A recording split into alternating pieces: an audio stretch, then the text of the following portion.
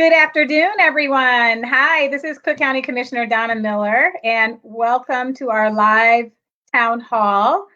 We are going to get started in just a couple minutes, but just wanted to say hello. We are here and can't wait to hear from you. So looking for people to join us today.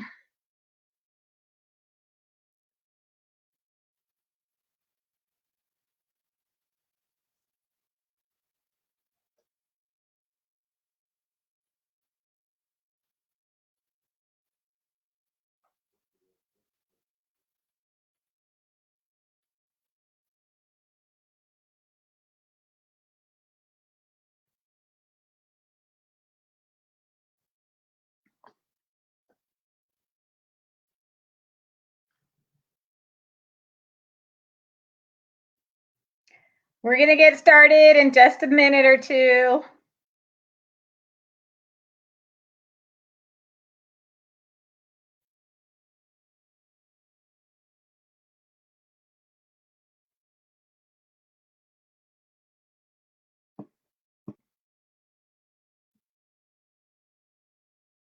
Thanks you all who are joining and putting comments in there. It's good to see you. Thank you so much.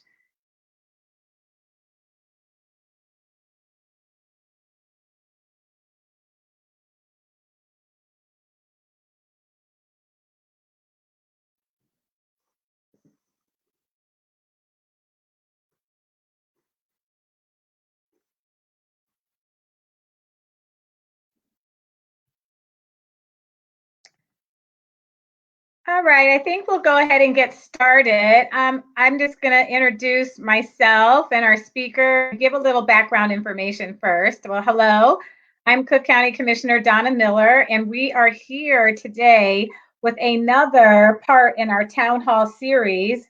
We're going live on Facebook. And keep in mind, everyone, that you can share this Facebook Live on your own today. You can start a watch party on Facebook, and that will be live because we do want to take live questions and provide those answers.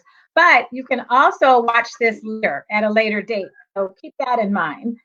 So I do like to frame the conversation as to where we are. We are in Cook County for some of you who might be watching and listening outside of Illinois.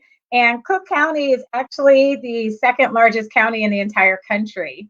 I'm commissioner of the 6th district, which is in the south and southwest suburbs. I represent 36 different municipalities outside of Chicago. And the reason for our discussion today is all focused on COVID and how it's affecting, COVID-19 is affecting the Southland, but we focus on what's affecting the Southland, but it's universal. It's beyond just the Southland. It's affecting the state of Illinois. It's affecting our entire country. And as we know, COVID-19 is also affecting the entire world. So some of the things that we're talking about are definitely appropriate beyond the walls of Cook County, especially, I would say, this conversation we're going to have today on digital equity. So I do just want to give a quick update. I like to frame the conversation too to let you know where we are with COVID, because I know we have a lot of fatigue in hearing about the numbers, but the numbers are still very crucially important as to how many people are affected by this disease and where they are. So I'm just going to give you an update on the numbers in the South suburban, not just in suburban Cook. So this is any cases outside of Chicago. As of May 11th, which was yesterday, the numbers are updated on a daily basis. And as of yesterday, there were 20,475 confirmed cases in suburban Cook.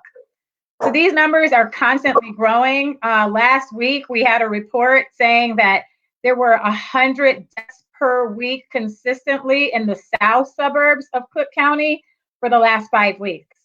So we might be feeling that we're tired of hearing about this. We want to go outside. We don't have to do the things that we've been doing consistently, but the numbers are either consistent or growing, and we have to be aware of that. So unfortunately, also, there was 856 deaths in suburban Cook. So that's all Cook County outside of Chicago. So I am constantly talking to people who know someone who's in the hospital. Many people have recovered, and I've talked to some of them as well. And it is devastating our community, not just from a health perspective, but from a financial perspective as well. As we all know, rising numbers of unemployment, the number of businesses that are either in going to default or might not ever recover. And that's why this important conversation, it's worth having today, but we might find out that we should have had it before today to find out more about the digital equity. So let me explain a little bit about what digital equity is. It's a condition which all individuals and communities have the information, technology capacity needed for full participation in our society, democracy, and our economy. And it's essential for full participation in the civic, economic, health, and education systems of modern life. And I can't think of a better time to amplify this conversation than right now, as we're getting a kind of cliche understanding of what it means to have a new normal. Well, digital equity is definitely going to be part of our new normal, whether you like that or not, or like that term or not. We have to call it something. New normal is where we are. So coronavirus has forced many seasoned individuals into the online environment. Everyone's talking about shopping more online, ordering their groceries online, getting their prescriptions online. And millennials and Gen Zers navigate this effortlessly because they've been up with this environment. But I would say the more mature audience has not. And so we have to embrace this conversation. And this was not even just for now. This is before even coronavirus. Before the virus, there were many residents in Cook County who were using technology more than at any other time in our history. 80% of people found and applied for jobs online. 60% of bills are paid online, unless you're Dr. David Miller, who likes to go pay his bills in person. Or 70% of people utilizing the internet for healthcare and related services.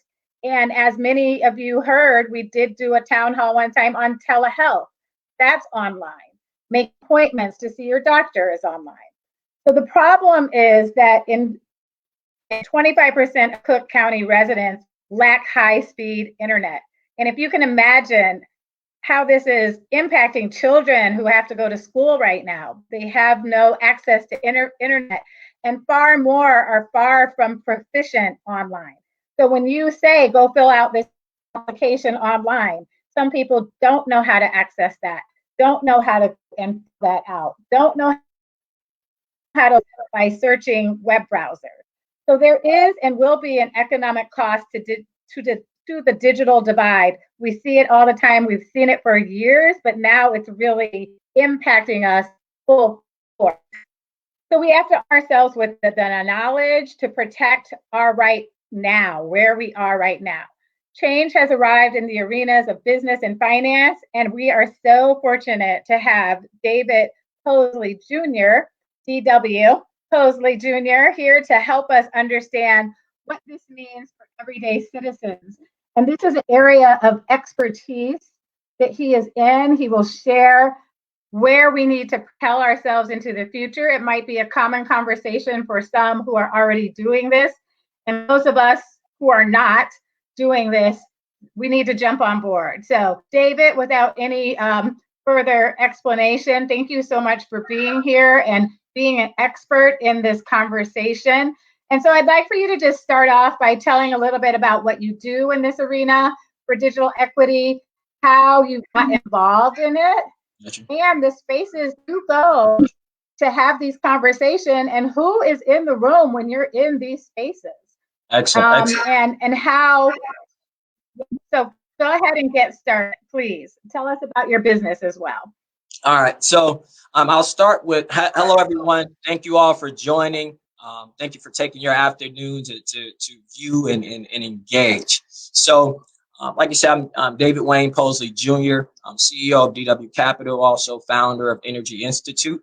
And what we're doing in digital asset manager for my community plan foundation.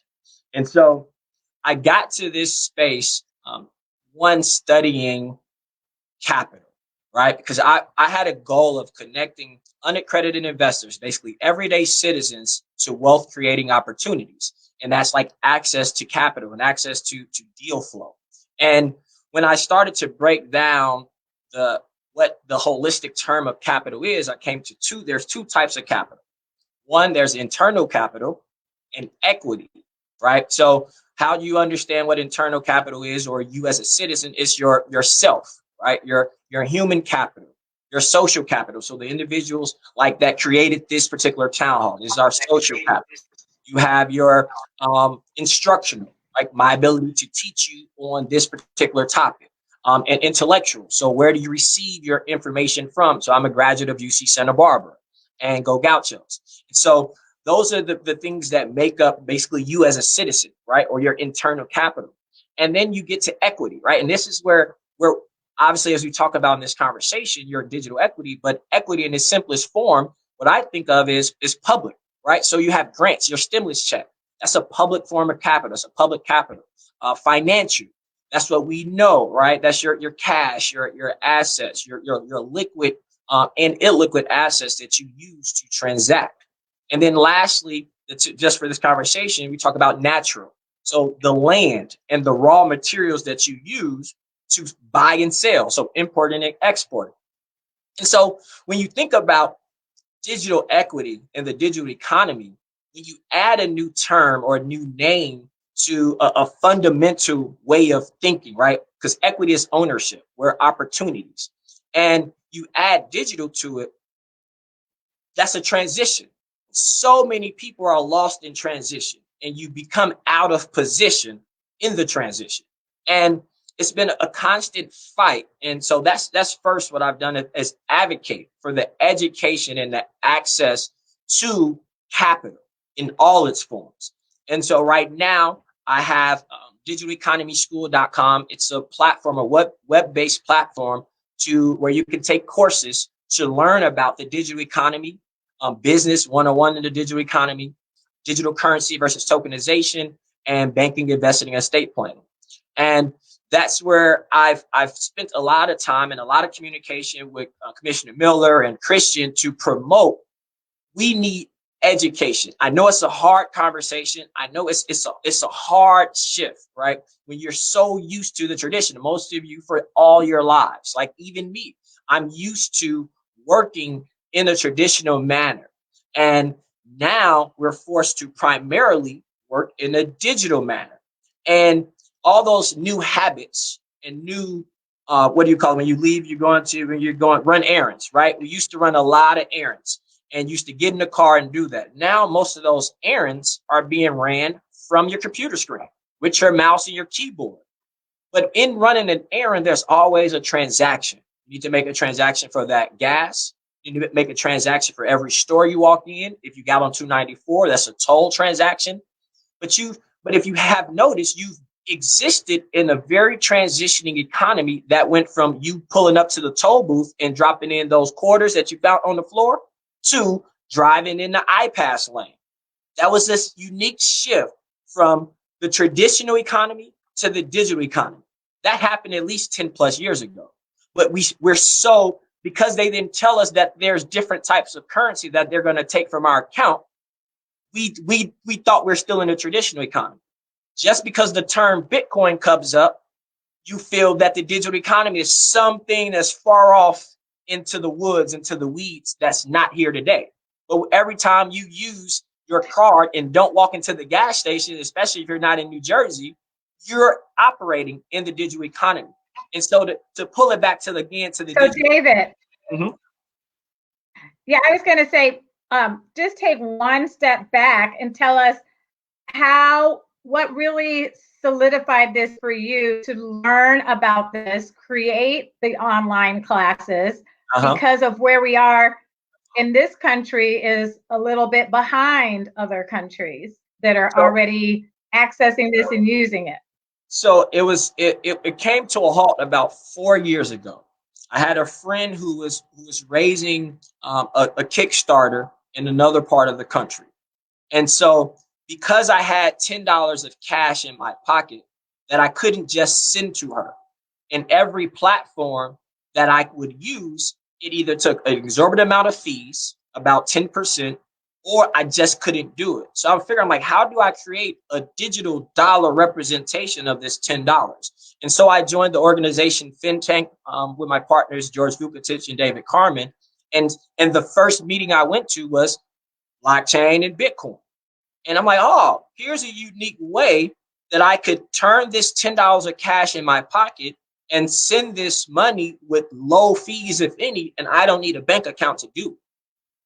And so when that started to click, and I started to align with all the global financial research I have been doing around China and their move to buying gold and looking to back their currency by gold, and the special drawing rights that the World Bank uses, all those terms started to align with what was so valuable about digital currency.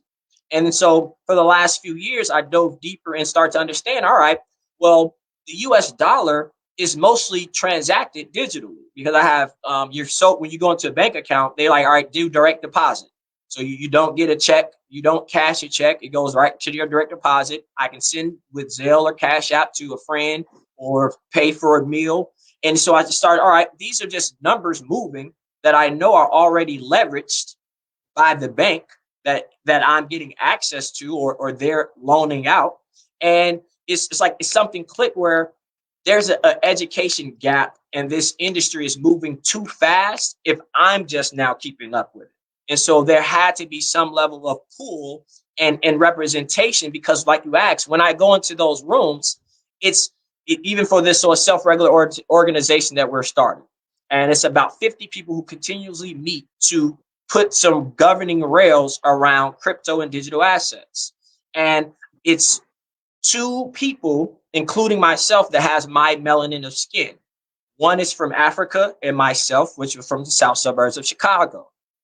And like I said, it's 50 people there. And so that conversation, so I understand, like, it's impossible for me to be in every space. And so that's where I started with, all right, no matter what new innovative idea or commercial company that I come up with, there's a huge information and educational gap between not only an individual knowing how to access this information, but then knowing the words that the instructions is written in, right? So if I can't even instruct you in the terms that you understand to do something you've never done, you're years and generations away from execution. Excellent, definitely. So now we're here now, and we are quarantined. We've been at home for quite a long period of time. People are shopping online. How does this affect this digital equity? And is it more prominent in other areas, some areas versus other areas of our country? Because I look at this more as a global issue than we even can imagine right now if we're new to this conversation. So just here, and like you said, you're the guy from the South Suburbs, the other guy's from Africa, and everybody else is from all over the world, I'm sure. Yes. So breaking down just the digital equity definition that you gave, right? And so we'll just go from needed to participate in society, democracy, and economy, okay?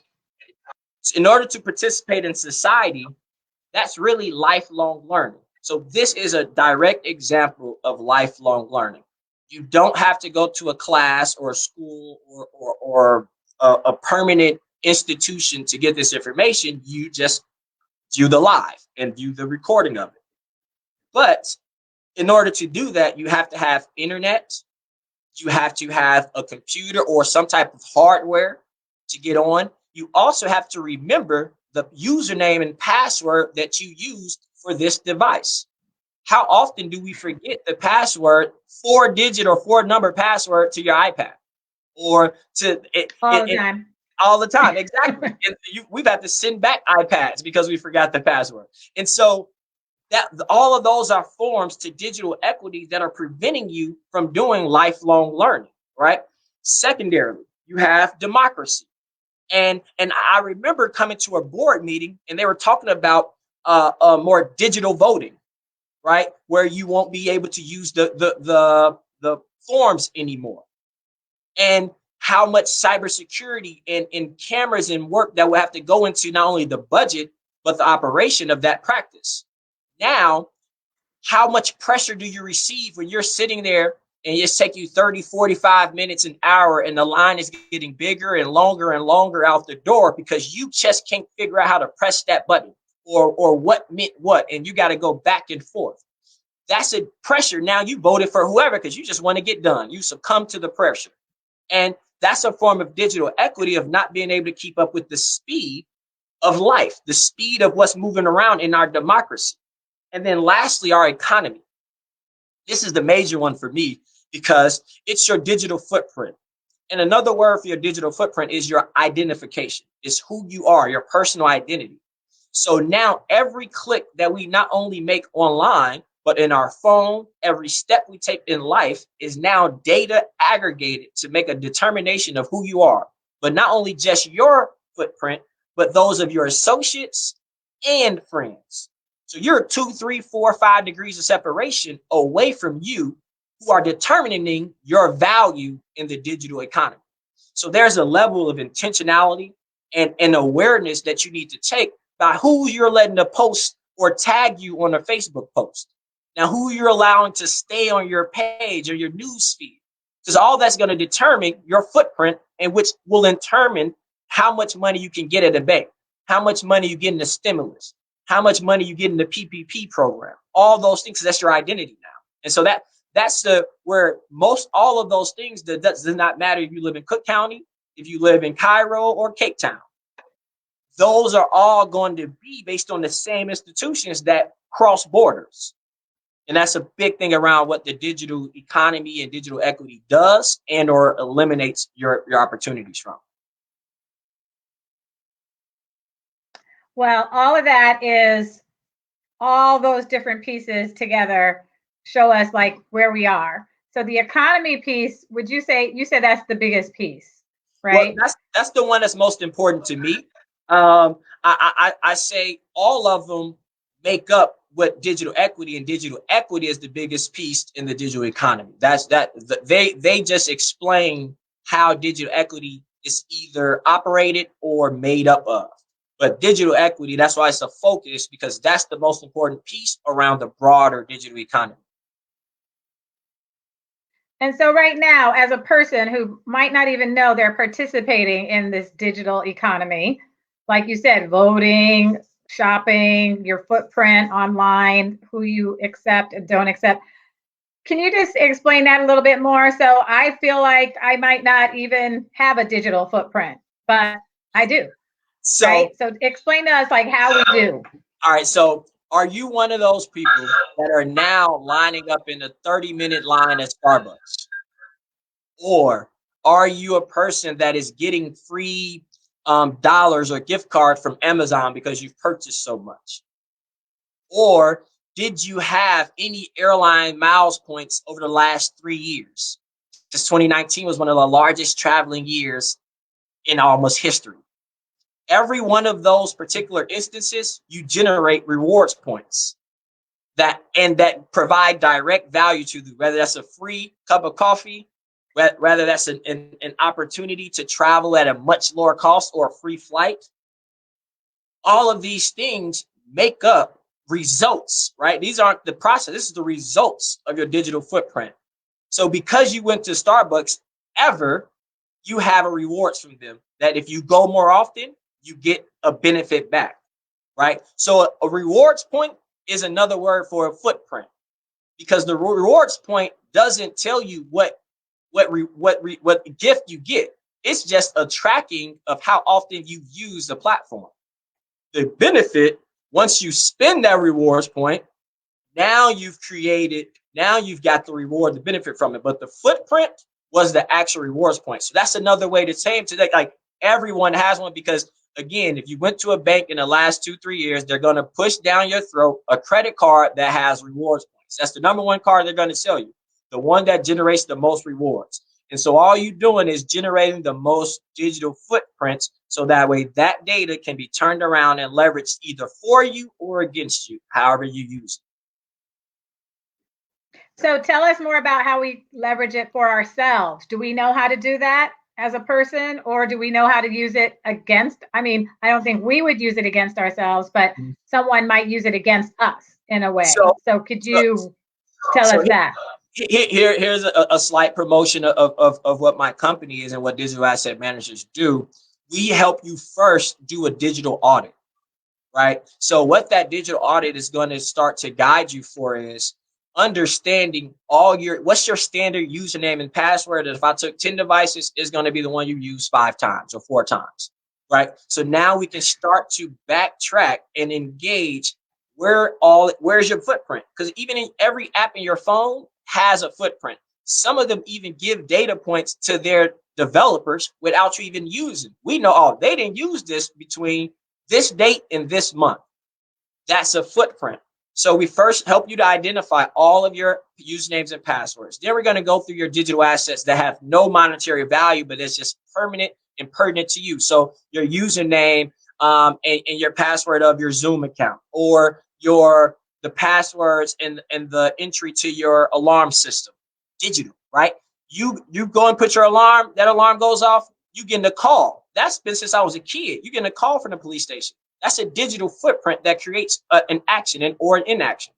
And so that we go through that, then we identify the monetary value assets. And then lastly, we look at the commercial or your business assets that all either are housed digitally, have some type of digital value, so a domain name. So I own about $5,000 worth of domain name value. I now can look to either invest more, sell some of them, but at least now that I know that I have these domain names that have value, I'm about $5,000 richer. And it's just now you walk with your chest up, because now you're strategizing with all of your capital, not just what sits in your pocket, which is soon to go. Now you look at the identity of what systems do I pull information down from? Because in your email, you're getting newsletters, and a lot of it has valuable information. You know how many emails I send you with articles and different things.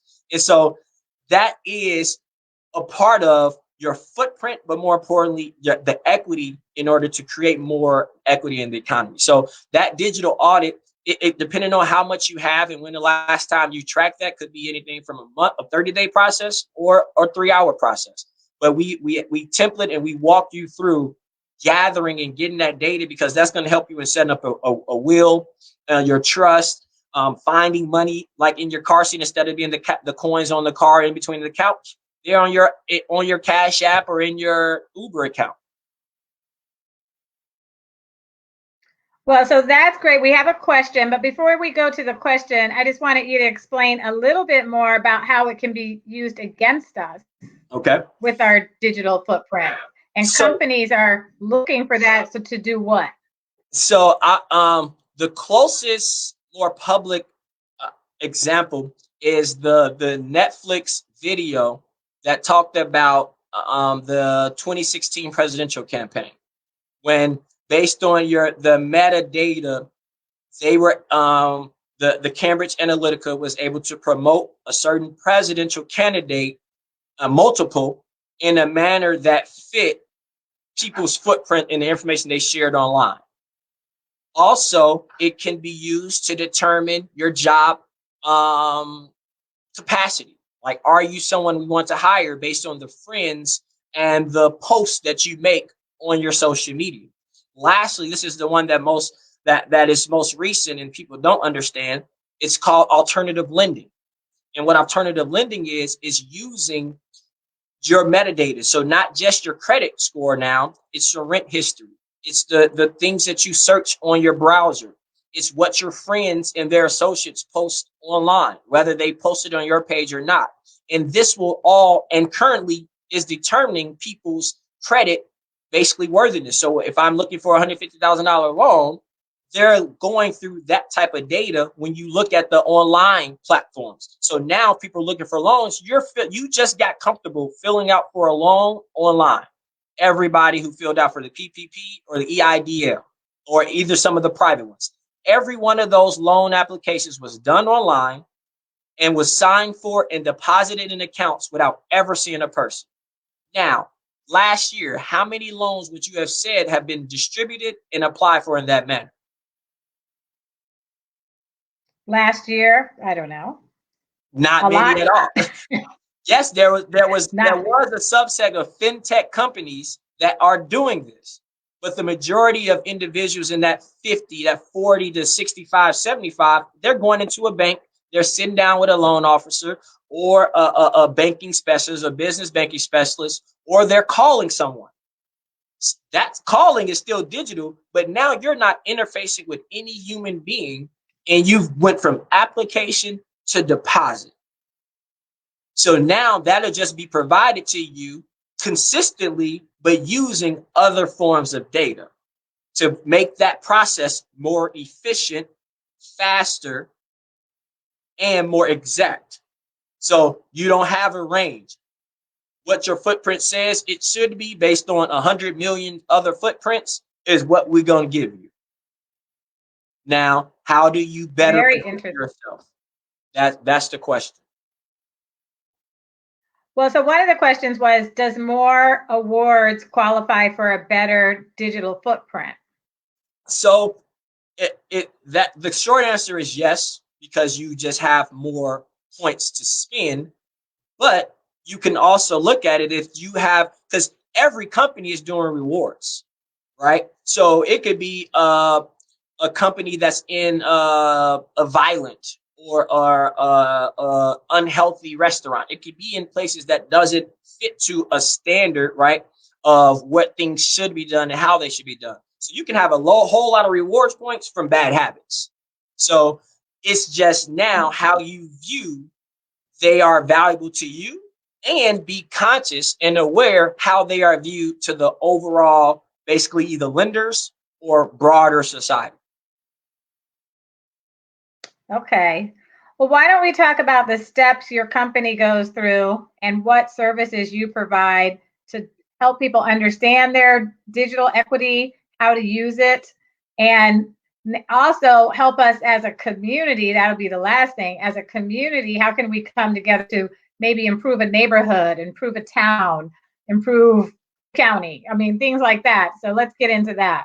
Perfect. So on the individual basis, if you're working with me personally, we're going to take you through that digital audit. Everything starts there for us, and secondarily, we're going to basically assess how well you can move within the economy. So how fast would it take you to buy $1 worth of Bitcoin? How fast or how slow would you move to download a wallet where we can provide you with our beauty token? And so based on that assessment and that engagement, we're then going to move to say, hey, you now have the pathway to be an investor into this space, or you are on a path to be an entrepreneur in this space as of today, right? Because from there, you can change, things can change. You get access to information, you pick up your speed, you take some classes, some online classes, you build your capacity, or you come for us, pay for that training and education. Now you can move between those two, but we're really looking at two individuals. We're looking at an investor and an entrepreneur. That goes back to that internal capital, which is the entrepreneur, and that equity, which is the investor. And so then from there, we make sure you're also taking those online courses, so that way that the courses is for creating a similar level of language. So that way our communication, when we identify the trends and the opportunities, we're talking on the same page. Because that's the secondary shift that is occurring. It's the infrastructure, which is the digital wallet, which is just using the digital tools. And then it's the conversation and the language that is being used to move things either faster or slower. And so that's the second thing, where we have the courses and allow you to move through there. And then we have an initiative that we're working with a few partners to start. We call this $1 for venture.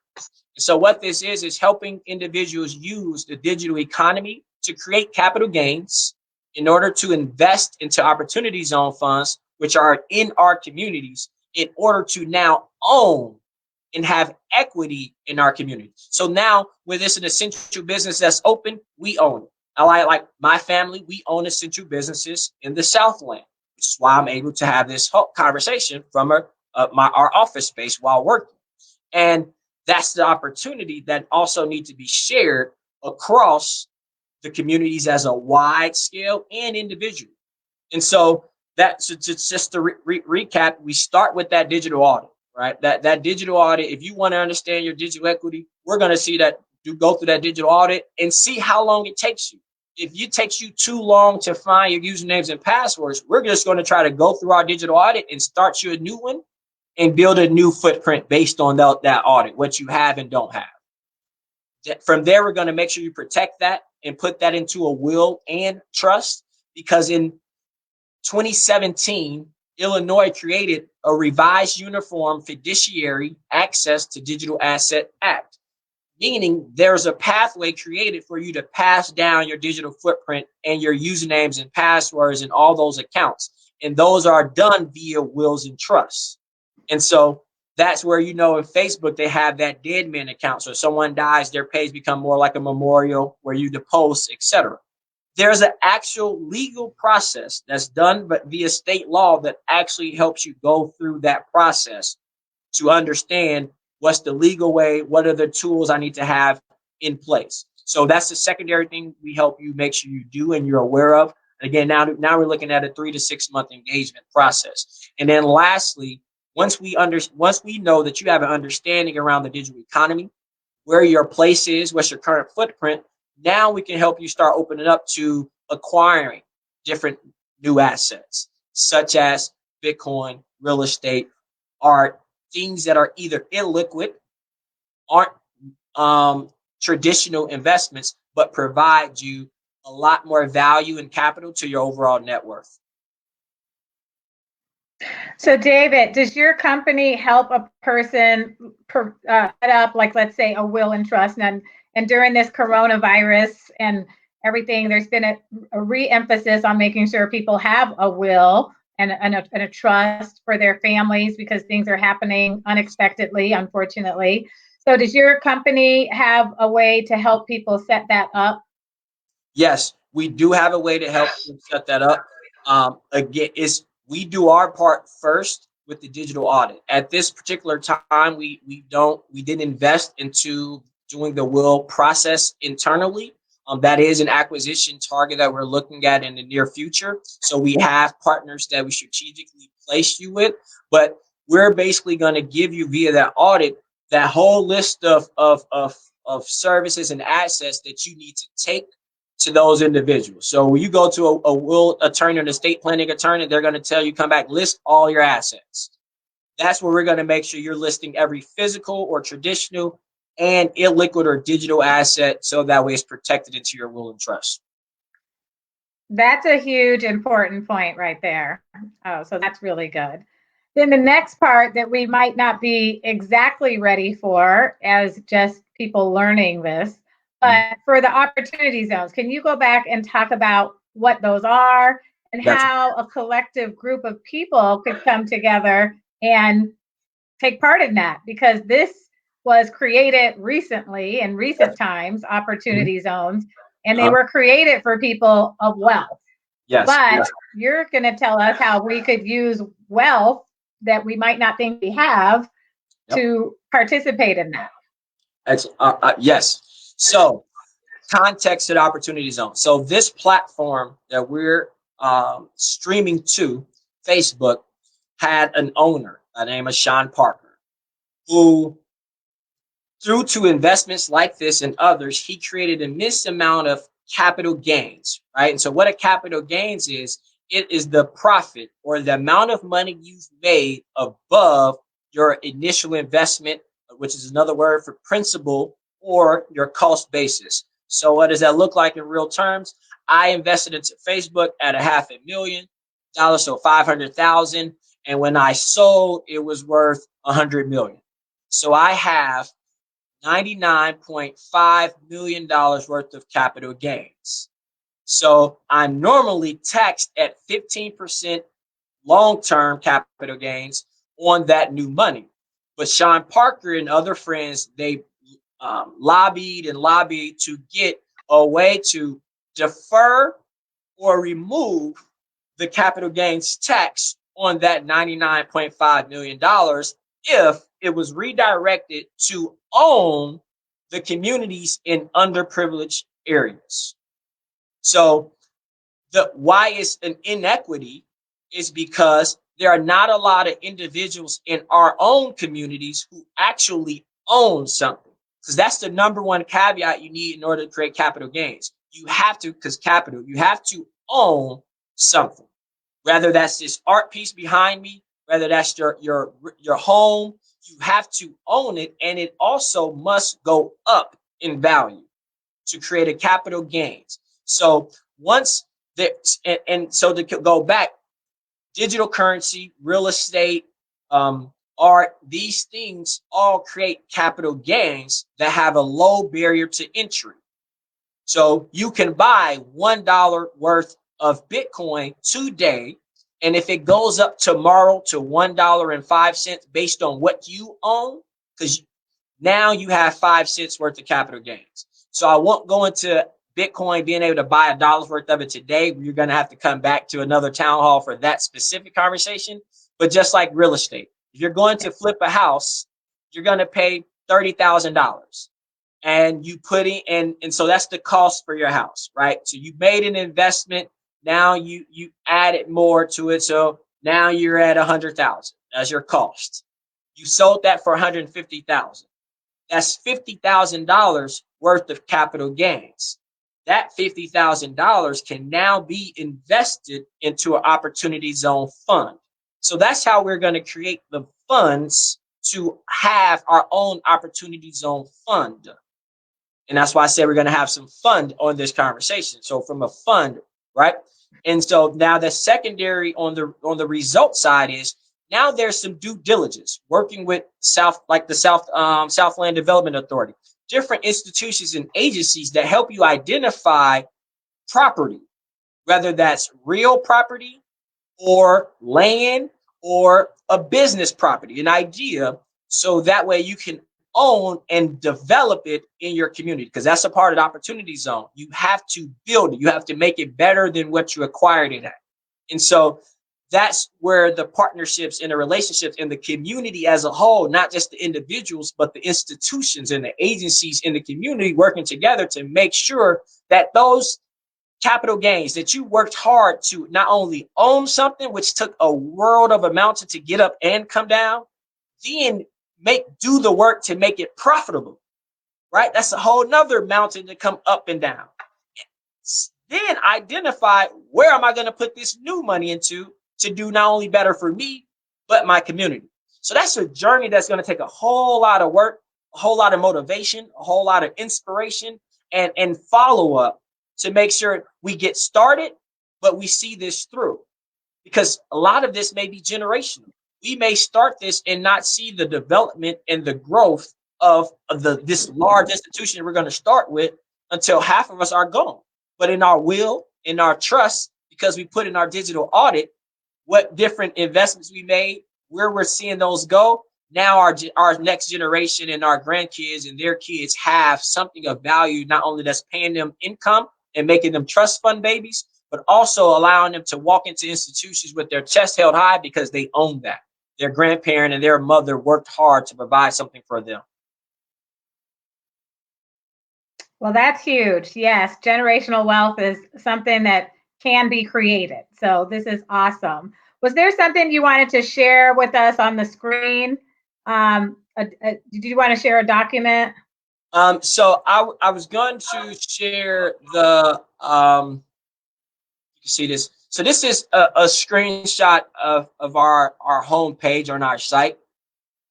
And so I wanted to kind of give how I created a cheat sheet on the page. So as you understand, we're discussing digital equity, right? So promoting the information technology. So all of how I broke it down and made it reference That's all right there on the first page. So my goal in creating if this particular platform and making it so upfront that you can go here in for free, right? Just the work of putting in this into your phone or your tablet or your computer, you can get something of value here. So that I wanted to reward the digital equity immediately by just helping you to compartmentalize what is involved with the digital economy.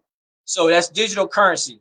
Like I said, that's Bitcoin, that's the digital dollar, the US dollar, the those rewards points, the ability to send money from here and remit it to immigrants anywhere instantaneously. That's all digital currency. Digital equity is what we're discussing here today, and then digital trade.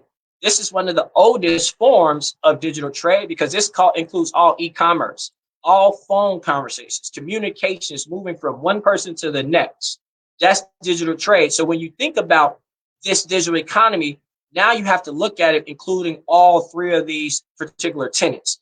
And that's we provide you in 15 minutes a little breakdown of what that is in this conversation, because that's business 101. So if you want to take this information and either start a business or look to invest into a business or find a new best business to engage with, you're going to need to have either awareness that some of your customers may not be able to engage with your platform the way that you think they will be.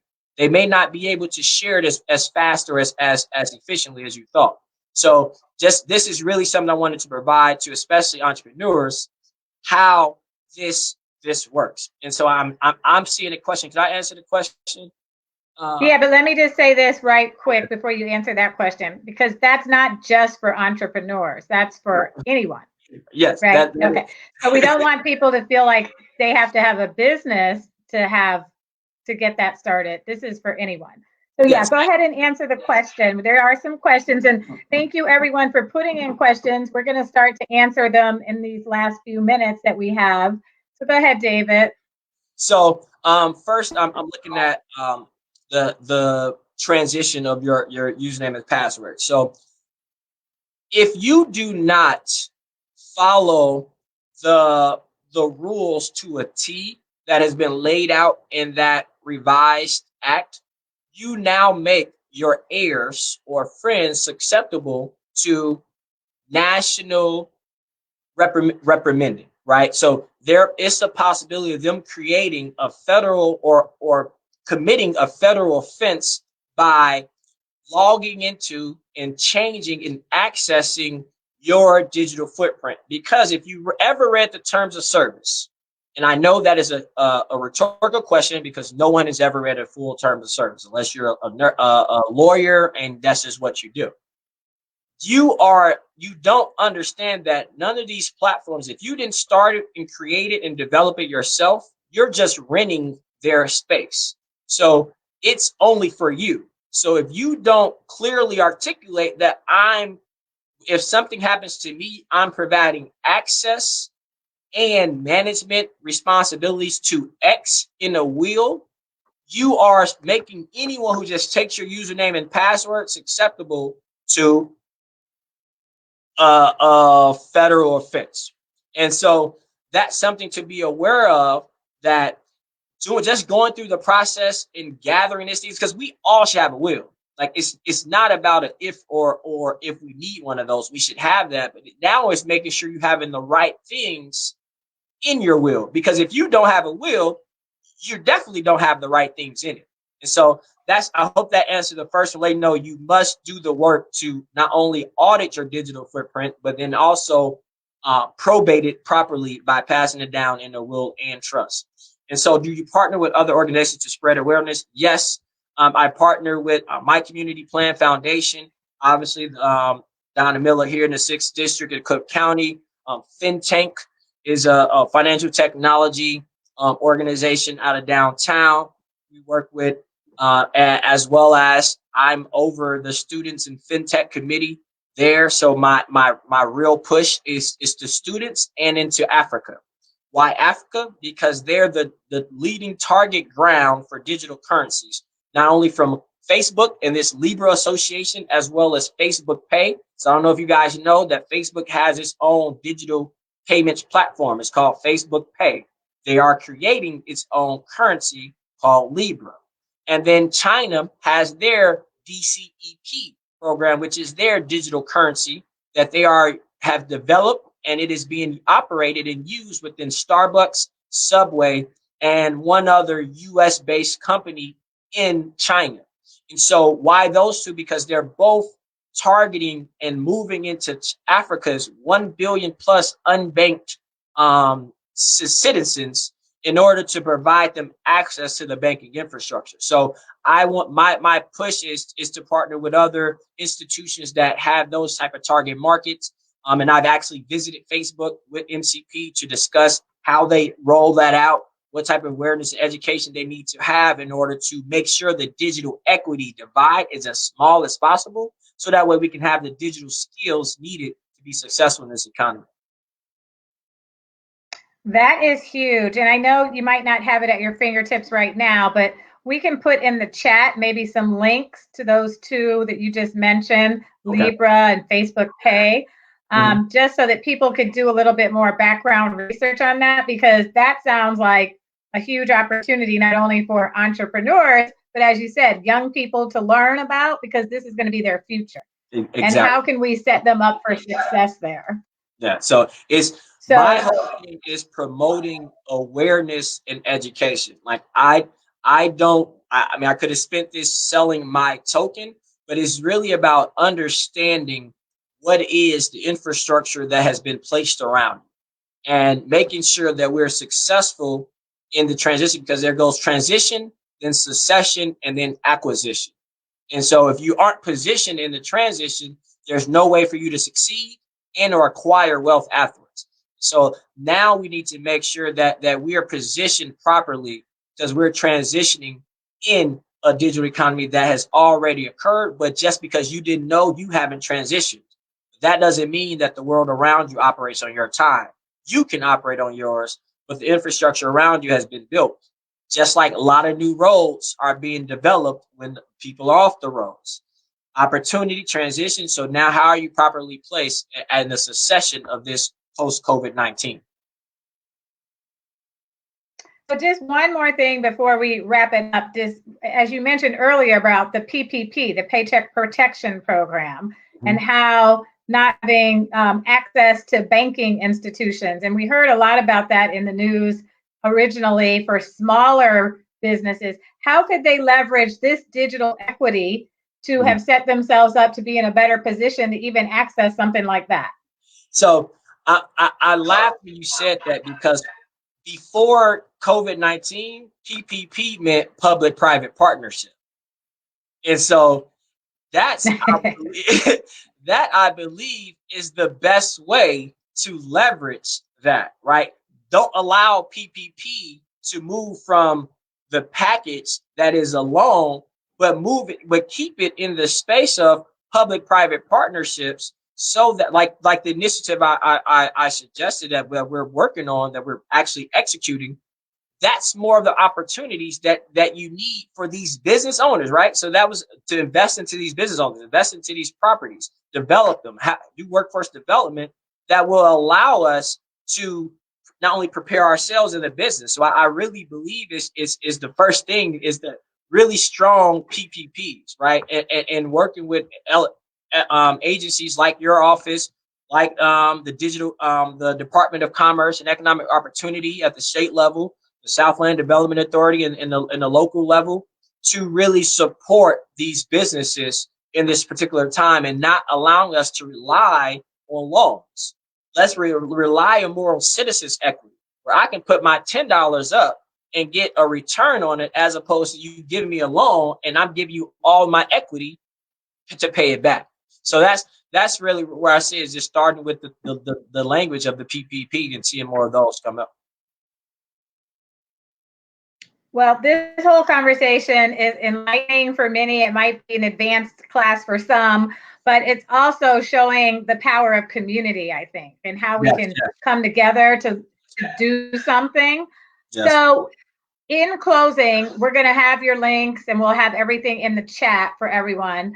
But what would you say is the most important thing for someone to do that they should walk away from knowing if they're new to this? Like, what's the one thing they should do?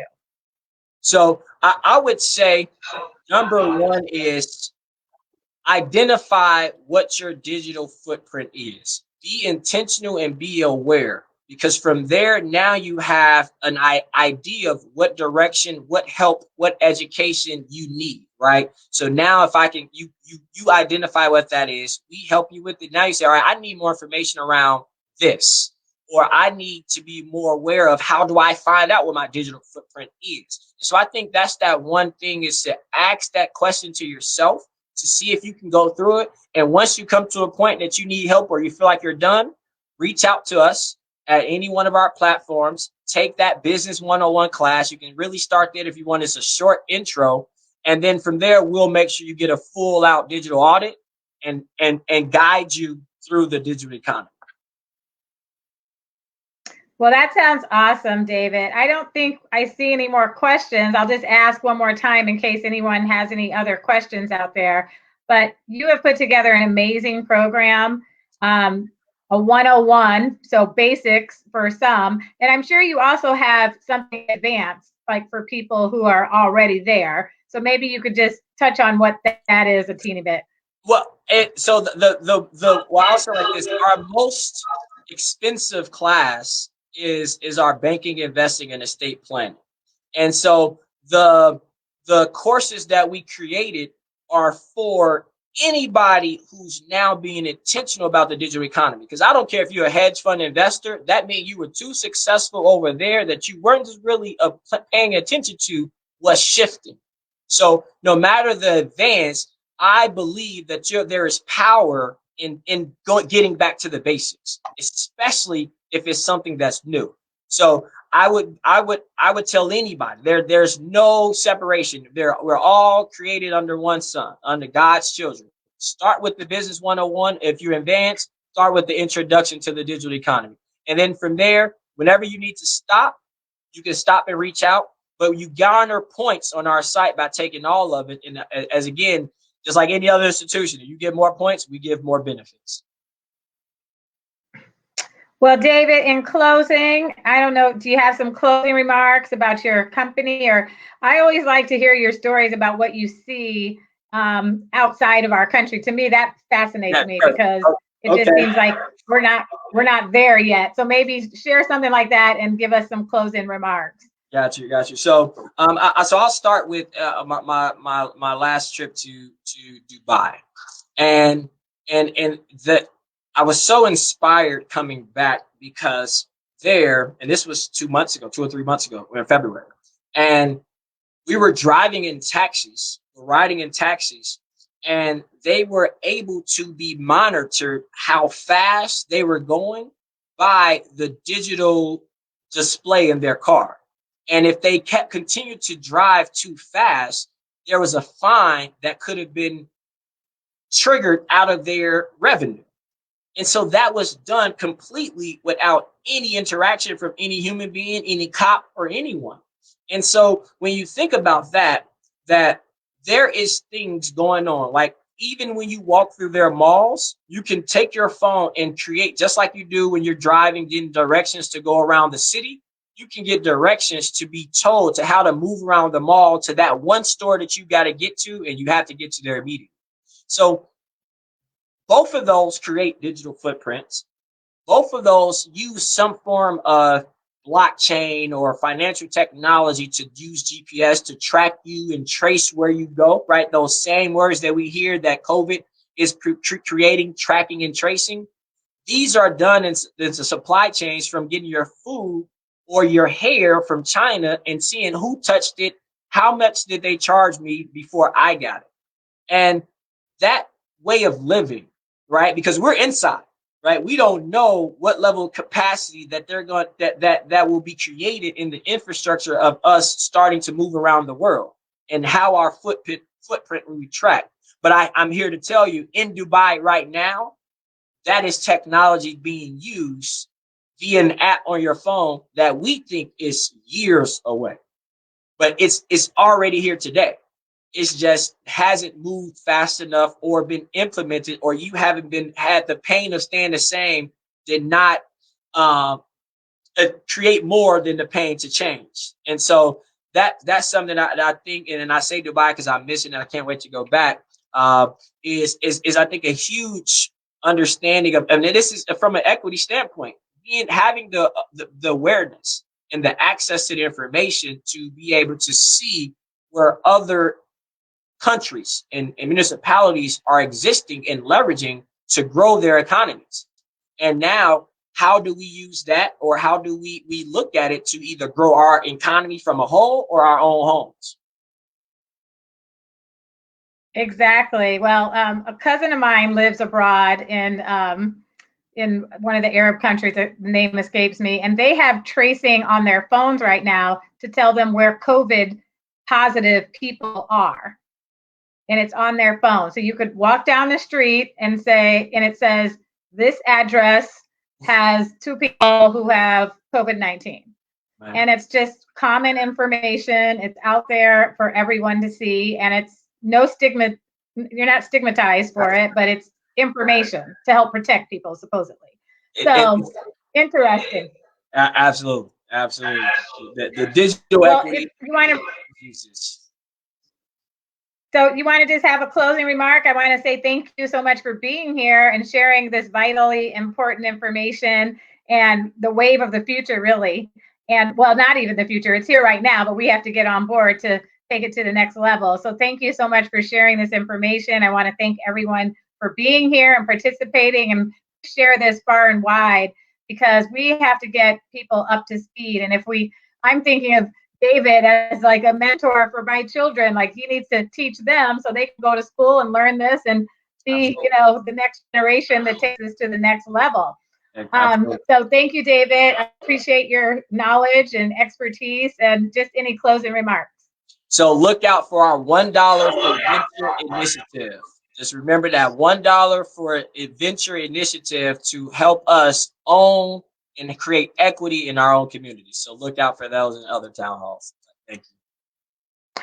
We definitely will. We're looking forward to that. Well, thanks everybody for being here. We're signing off for now, and have a great day. Thank you so much. We appreciate it.